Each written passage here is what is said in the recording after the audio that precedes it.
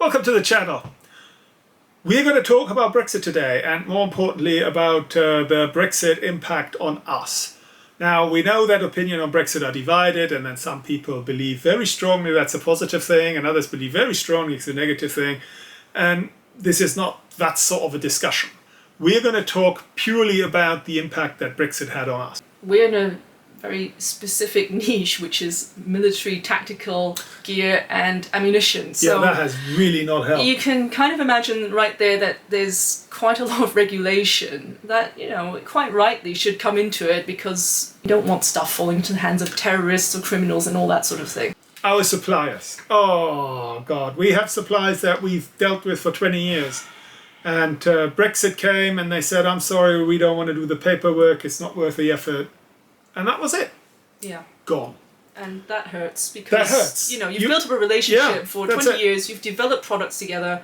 It's just goodbye. Delivery times used to be 2 days. It used to be pick up the phone, hi, hello, I want this, and it was here tomorrow.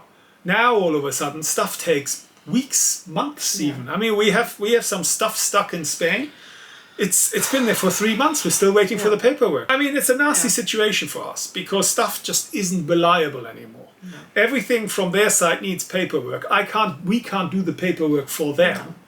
And they don't have to do it for anyone else. So they're just not as hot on it as we are. That, of course, then ties into the selection you just can't offer, the selection you used to offer, because every item in that box you need to do paperwork for. Yeah. So they won't do paperwork if you say, oh, give me 2 of those and 2 of those and 2 of those. They'll say no. And that's the end of all the bespoke custom orders coming in from small companies, because they either don't want to do the paperwork, don't have the manpower to do the paperwork, or don't have the experience, and they just look and say, well, some of the ones which actually only have one person dealing with all of export have kind of gently given us the nudge.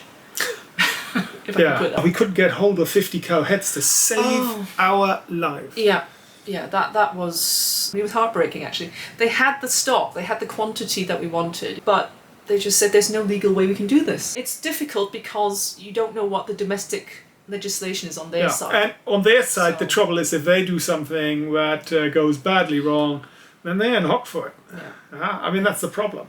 If you sell something and suddenly it shows up somewhere in ISIS hands shooting at people, and all hell breaks loose. Yeah. And so I understand their reluctance, but it's very tedious.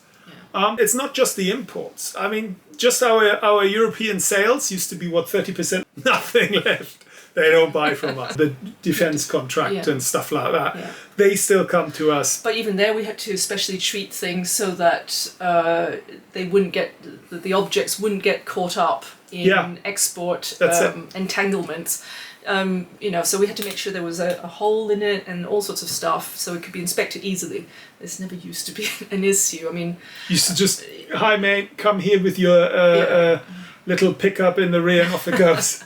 Well, the goods could travel, everything was of a recognised standard, and everyone trusted it, and that was fine. It's also affected people who normally would see a few inert rounds that are great for the collection, maybe 3 or 4 or 5. That's what they want, and they're quite happy to pay the extra postage. But we don't want to deal with them. Yeah, because we still have to do the same paperwork. You feel sorry for the people. They pick the stuff out. They like it, and we have to say, sorry, mate, it's just not worth it. And it does. It gets on people's nerves quite a lot. But it's not something we can do. We've done this. They order something for £5.